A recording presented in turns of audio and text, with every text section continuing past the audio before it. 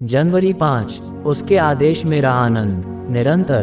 पाठ पहला थिस्सलुनीकियों 5 अध्याय 1 से 11 वचन। तुम्हारा बुलाने वाला सच्चा है और वह ऐसा ही करेगा। पहला थिस्सलुनीकियों 5 अध्याय 24 वचन। बहाने बनाना मनुष्य का मूल स्वभाव है। ये हमें अपने प्रथम माता पिता से विरासत में मिली है। उनके पतन के पश्चात जब परमेश्वर से उनका सामना हुआ तो वे अपने पाप को छिपाने के लिए बहाने गढ़ने लगे। कल हमने 2 बहुत आम बहाने देखे थे। आज हम अन्य 2 का अध्ययन करेंगे। पवित्रता ऐच्छिक है। पवित्रता ऐच्छिक नहीं है, बल्कि यह हमारा मौलिक कर्तव्य है और जिसकी अपेक्षा हमारा सृष्टिकर्ता हमसे करता है।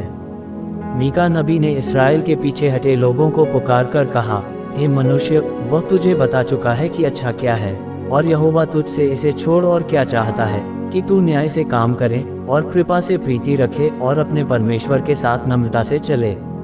मीका 6 अध्याय 8 वचन। क्योंकि कलीसिया ने कुछ ही चुने हुओं को संत का दर्जा दिया, जैसे संत पौलुस तथा संत एक्सतीनाम मसीहियों ने अचेतन मन में ये धारणा बना ली है कि विशिष्ट वर्ग के लोग ही पवित्र जीवन जीने के लिए अधिकृत है या अपेक्षित है।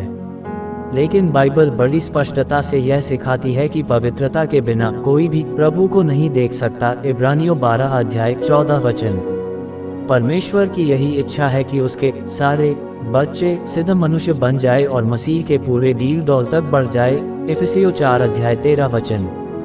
पवित्रता परमेश्वर की ओर से एक आज्ञा है, न कि कोई अच्छा सा सुझाव।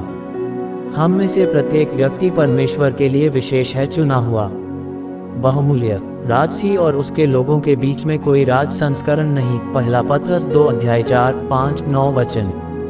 आइए हम पवित्रता को अपना नारा बनाएं।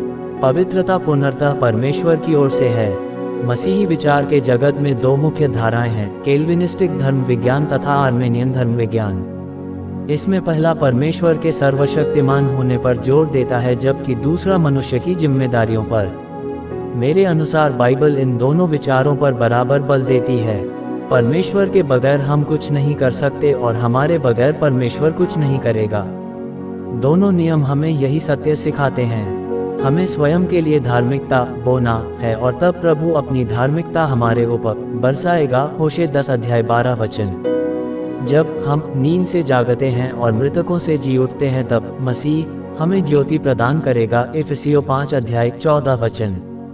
जब हम अपने कर्तव्य भूल जाते हैं, तब लापरवाह हो जाते हैं। यदि हम ये भूल जाते हैं कि परमेश्वर हमारे जीवन में क्या कर रहा है, तो हम आनंदरहित हो जाते हैं।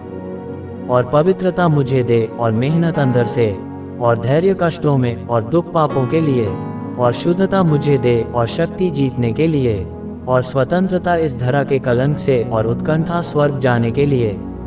और ऐसे ही हर दिन का वचन सुनने और मनन करने के लिए बारली, पावरी, सितारा परिवार को सब्सक्राइब करें और मित्रों को शेयर करें। धन्यवाद।